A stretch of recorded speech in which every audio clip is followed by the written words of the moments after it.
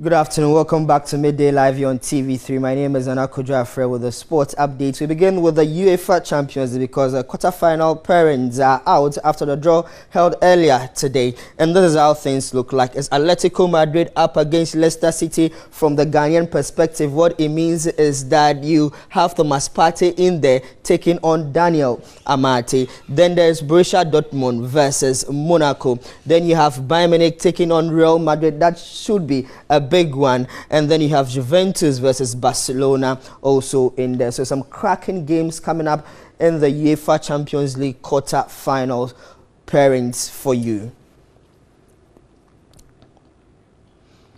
Finally, change has happened in the high echelons of CAF officers. It's been an end of an era for Issa Hayatou. He's been beaten by Dr. Ahmad of Madagascar.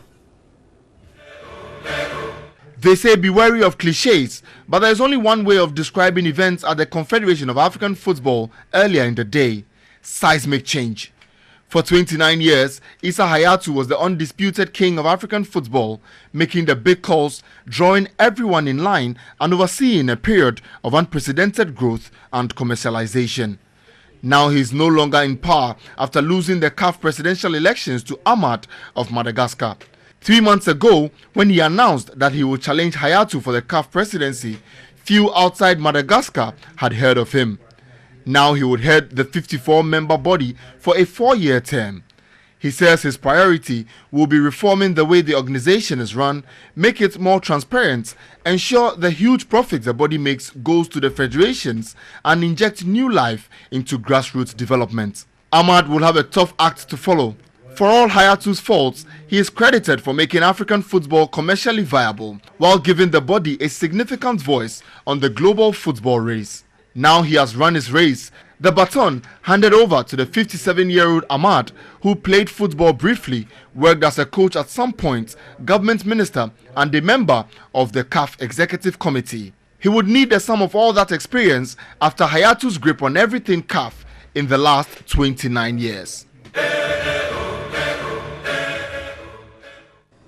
Let's pick some reaction from Addis Ababa. African News' Juliet Bewa was at the General Assembly and caught up with Liberia FA President Musa Beliti, who insists the change is great for African football.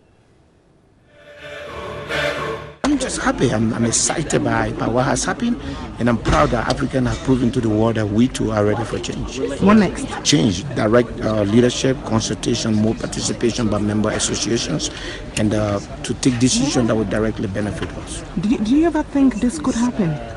I saw it coming. Even this morning, I saw it coming. When we rejected the changes, I knew that it was coming. This is like a dream. We've destroyed the empire. So, like I told people before, when I start fighting, I don't stop. And you can see the results. Africa must be happy. It's liberated now. Meanwhile, Ghana FA President Kwesi Nyantakyi has been voted for his second term on the FIFA Council after defeating Legerthaga Tenga in Addis Ababa. The president won by 13 votes, securing 33 out of the 53 votes, with the Tanzanian getting the remaining 20, thus winning 62.6% for the vote.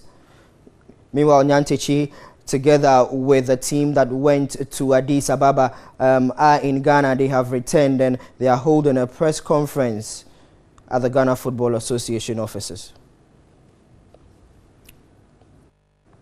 Now let's bring you the fixtures for match day 8 of the Ghana Premier League. There's a Bolga All-Stars up against Bechim United. Ibusua Dwells will be up against the Diana Stars, league leaders, level on points with Kumasi Asante Kotoko on 17 points. Elmina Sharks are up against Ashanti Gold. Liberty Professionals at the Karindorf Park will take on WA All-Stars. Midiama LC Faraway in Takwa take on Great Olympics. Olympics yet to register a win in the Ghana Premier League. West African Football Academy up against Brecum Chelsea, and the big one is the Classico as far as Ghana football is concerned, and it's going to be Accra Tifuk versus Kumasi Asante Kotoko at the Accra Sports Stadium. Our build up for that particular game and everything that has to do with it starts later tonight on News 360. Inter Allies will take on Tema Youth.